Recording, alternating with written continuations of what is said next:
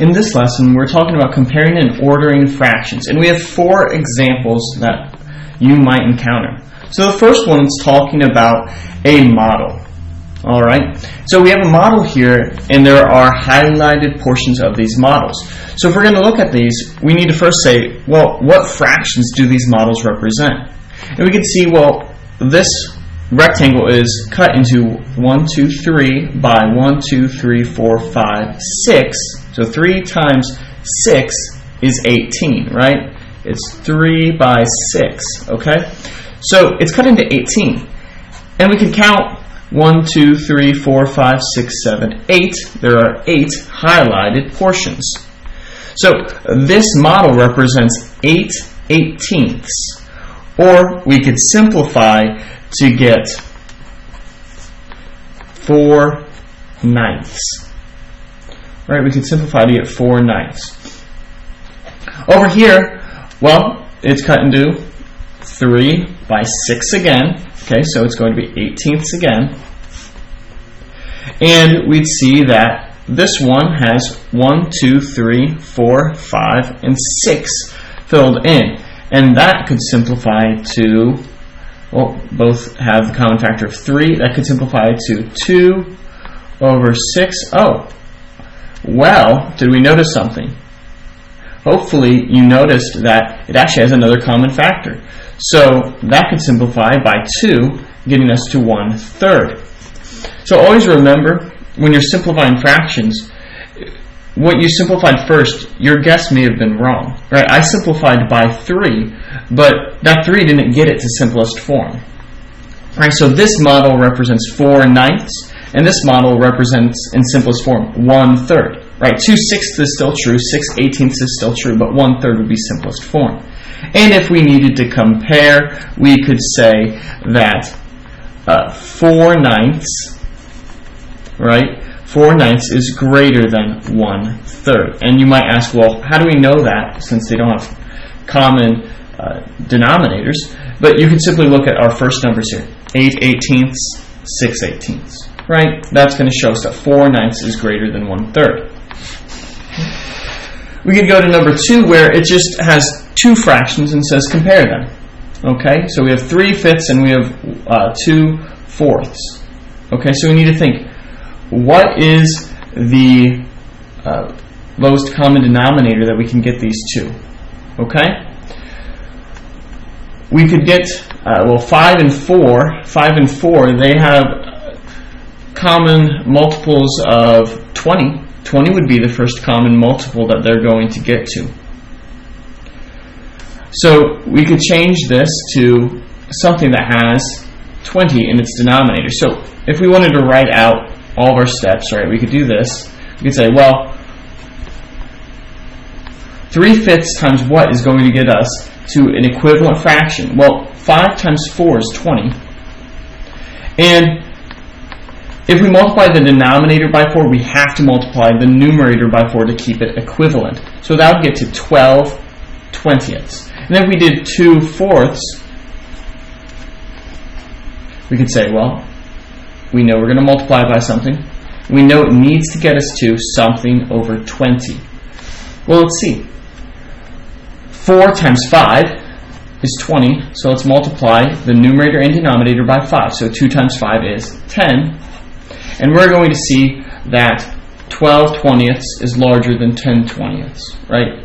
You'd rather have 12 parts of the 20 than 10 parts of the 20. So we do 3/5 is greater than 2/4.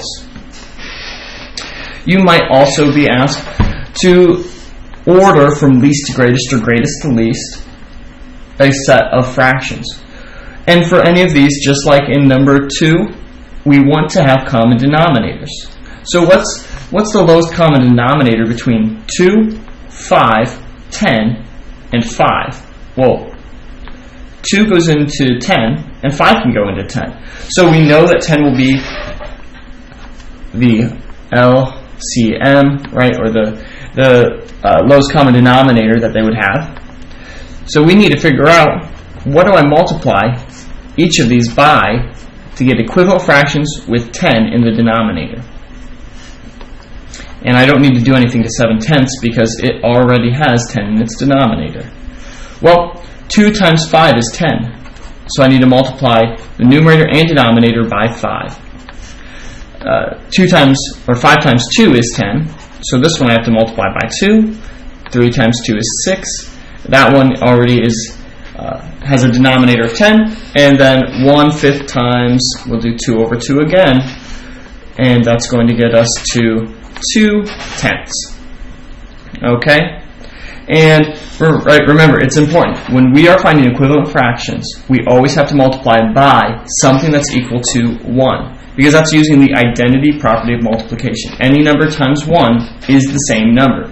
So 1/2 times 5 over 5 is actually still equal, right? 5/10 is 1/2. It might look different, but it is the same because of the identity property of multiplication.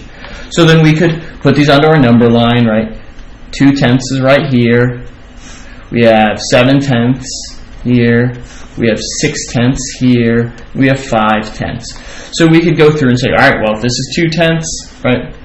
1/5 is our least, right? 5/10, well, that was right here.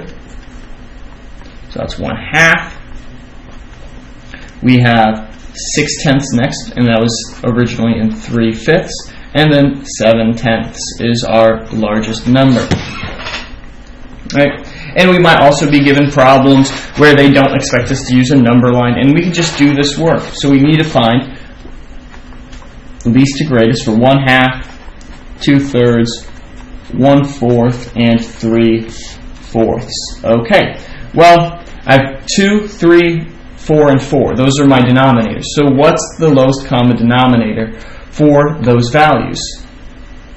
Well, you could write off to the side somewhere, go through all their multiples, figure it out, but 12 is going to be it, right? 12, 2 times 6 is 12, 4 times 3 is 12, and 3 times 4 is 12. So those are all going to go into 12. So 12 is what I'm looking for.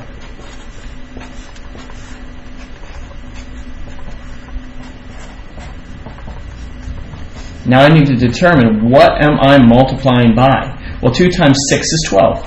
So I need to multiply by 6 over 6. 1 times 6 is 6 over here. 3 times 4 is 12. 2 times 4 is 8. Okay? 4 times 3 is 12. 1 times 3 is 3. And we can do it again. 3 over 3. 3 times 3 is 9. So we can go through and say, okay, well, my least, that was 1/4.